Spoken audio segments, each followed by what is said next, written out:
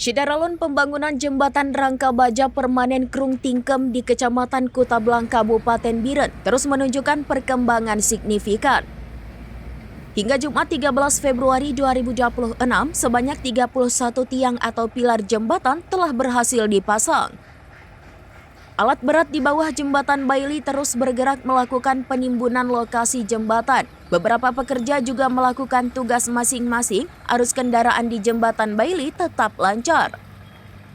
Asisten Barang Milik Negara atau BMN Balai Pelaksanaan Jalan Nasional atau BPJN Aceh Satker Wilayah 1 Fakrudin pada Jumat 13 Februari menyampaikan bahwa kedalaman tiang pilar bervariasi antara 27 hingga 45 meter menyesuaikan dengan kondisi tanah di lokasi proyek.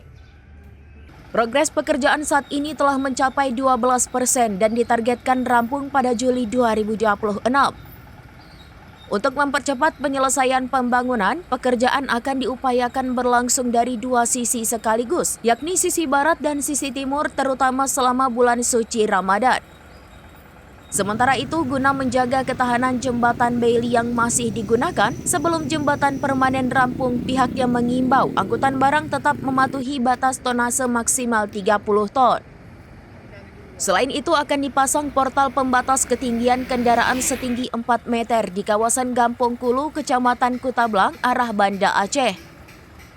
Jembatan kembar permanen yang dibangun memiliki panjang sekitar 150 meter dan berada di sisi hilir jembatan existing.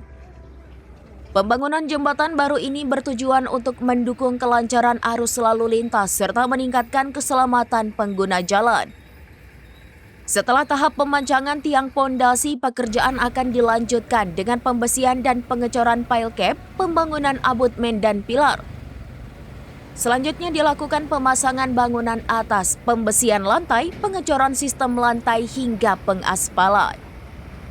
Dari Biren, Yusmadin Idris, serambinews.com.